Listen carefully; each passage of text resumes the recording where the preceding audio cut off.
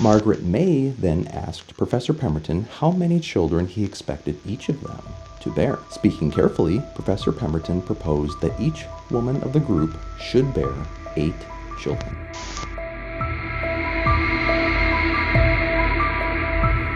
When the day came, Professor Pemberton and his students set out to gather breakfast and additional kindling. Both tasks proved simple and uneventful. Then, for the remainder of the afternoon, the party built 3 simple walls out of fallen tree branches, the fourth wall being a sheer cliff. A narrow space was allowed in one of the constructed walls to serve as a doorway. Finally, a slanted roof was built over the living space, structured with the longest and firmest poles and shingled with many layers of overlapping pine branches and strips of bark. The modest shelter, which was just large enough for the 19 of them to fit shoulder to shoulder, overlooked the Tongariro River and was expected to be temporary. With the shelter built, Professor Pemberton took a sharp stick and found a patch of soil that had not been overly hardened by the frost. There, he began running numbers that incorporated the passing of years as a horizontal timeline, marking every additional year in 1-inch increments. At year 0, he wrote 18.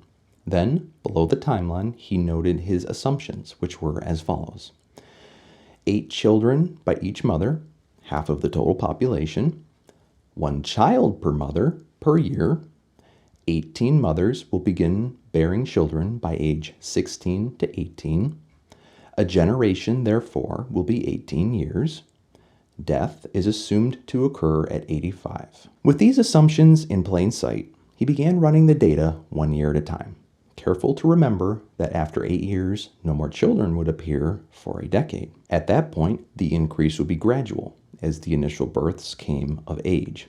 Thus, he began going through the meticulous work of addition, multiplication, and eventually subtraction as the population began to age. He tested everything for reasonableness until, at last, with the sun setting and his numbers in hand, he presented his findings to the rest of the party. Born of the necessity to populate the planet and continue as a species, Professor Pemberton insisted that they begin propagating immediately.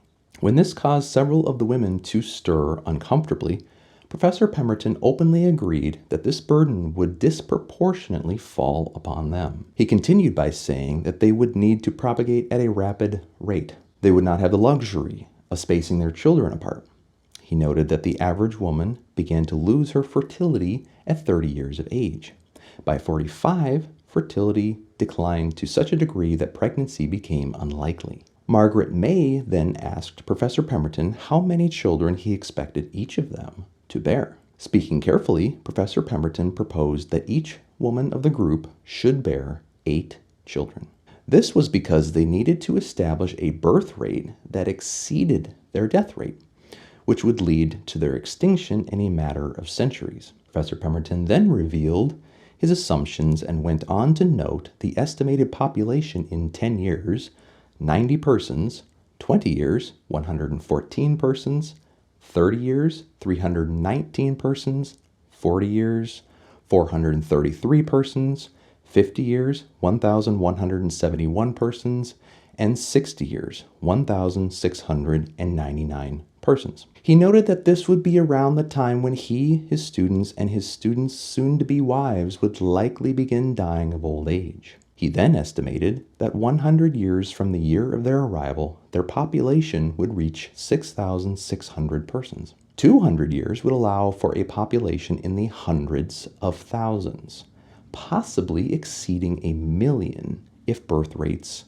remained strong. Other assumptions were discussed, such as each woman bearing 5 children. Professor Pemberton explained the numbers and likelihoods of success or failure. He also proposed the possibility of a natural disaster or epidemic, which had the capacity to severely hamper their progress. Many children provided a buffer against potential catastrophes. In the end, though many objections were raised, the party agreed that Professor Pemberton's plan was sound. Benjamin Draper noted that they would need to track whose children were whose to avoid intermarriage. Everyone agreed, and Benjamin Draper volunteered to maintain a meticulous family tree. Moreover, it was agreed that they would maintain strict given names and surnames to avoid confusion.